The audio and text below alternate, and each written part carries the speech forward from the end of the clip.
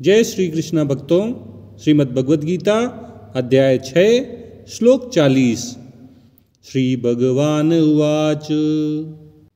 पार्थ नैवेह नामुत्र विनाशस्तस्य विद्यते नहि कल्याण कृत कश्चित् दुर्गतिम तात गच्छति। भगवान कृष्ण अर्जुन से कह रहे हैं कि हे पार्थ, हे प्रथापुत्र अर्जुन, उस साधक का न तो इस लोक में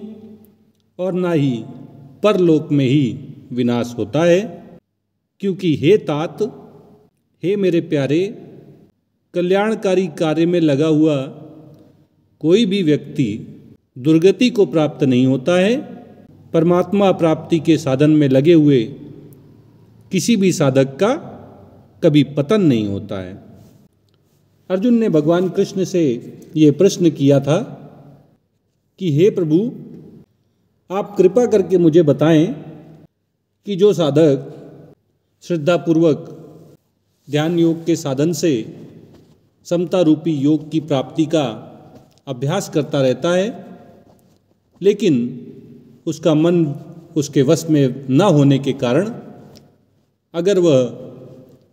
समता रूपी योग में सिद्धि नहीं प्राप्त कर पाता है, उसे परमात्मा की प्राप्ति नहीं हो पाती है, तो ऐसे साधक की क्या गति होती है? कहीं उसका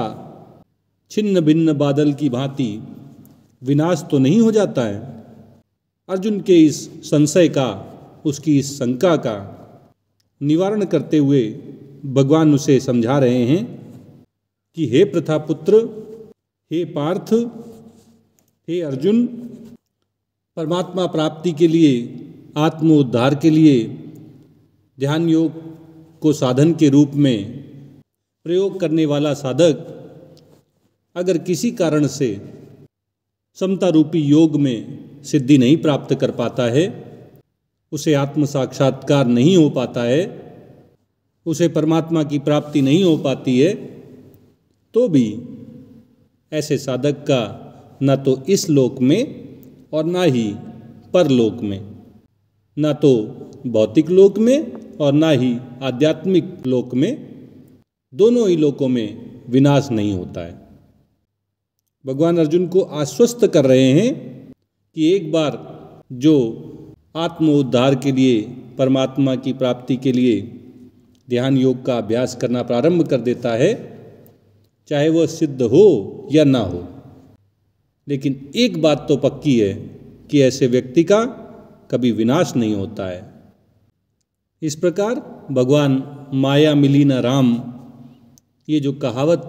प्रयोग में आती है, इसका पूरी तरह खंडन कर रहे हैं कि जिसने माया को छोड़कर भगवान को अपना लक्ष्य बना लिया है, फिर भगवान मिले न मिले, लेकिन उसका विनाश तो नहीं होता है। ये आश्वासन भगवान अर्जुन के माध्यम से हम सबको दे रहे हैं। और आगे भगवान ये भी आश्वासन दे रहे हैं कि कल्याण के कार्य में लगा हुआ कोई भी व्यक्ति दुर्गति को प्राप्त नहीं होता है, उसका पतन नहीं होता है। अर्जुन भगवान का सखा भी है, भक्त भी है, और उसने भगवान को अपना गुरु भी बना लिया है। इस तरह भगवान का शिष्य भी है, अर्जुन भगवान का रिश्तेदार भी है। इस तरह अर्जुन के प्रति भगवान के मन में बड़ी आत्मीयता है, और इसीलिए भगवान अर्जुन को तात शब्द से संबोधित कर रहे हैं कि हे मेरे प्यारे, हे तात, तुम्हें घबराने की आवश्यकता नहीं है। मैं तुम्हें ये आश्वासन दे रहा हूँ कि जो भी कल्याण के कार्य में लगे रहते हैं, आत्म उद्धार के लिए प्रयास करते रहते हैं, परमात्मा प्राप्ति के लिए कोई भी साधन, चाहे वह जप हो, चाहे कीर्तन हो, चाहे स्वाध्याय हो, चाहे सत्संग हो, चाहे ध्यान योग हो, चाहे सांख्य योग हो, चाहे कर्म योग हो, कोई भी साधन पूरी निष्ठा से, पूरी लगन से परमात्मा को लक्ष्य बनाकर आत्म साक्षात्कार के लिए एक ही भाव से परमात्मा में स्थित होने के लिए जो भी साधन साधक प्रयोग में लाते हैं वे सब कल्याणकारी हैं। इनसे उनका कल्याण ही होता है। ऐसे कल्याणकारी कार्यों में लगे हुए किसी भी साधक का, किसी भी व्यक्ति का कभी पतन नहीं होता है, वह कभी भी दुर्गति को नहीं प्राप्त होता है। इस प्रकार भगवान कृष्ण अर्जुन के माध्यम से हम सबको ये उपदेश दे रहे हैं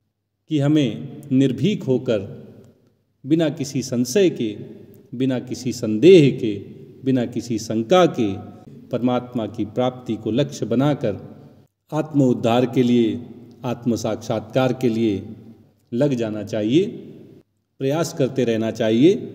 भगवान अर्जुन के माध्यम से ये आश्वासन हम सबको दे रहे हैं कि ऐसे साधक का कभी विनाश नहीं होता है, ऐसा व्यक्ति कभी भी दुर्गति को प्राप्त नहीं होता है, कभी भी उसका पतन नहीं होता है। सच्चे मन से साधन करने वाले साधक को इस जन्म में ना सही अगले जन्म में सफलता अवश्य मिलती है। उसकी आध्यात्मिक प्रगति निरंतर चलती रहती है।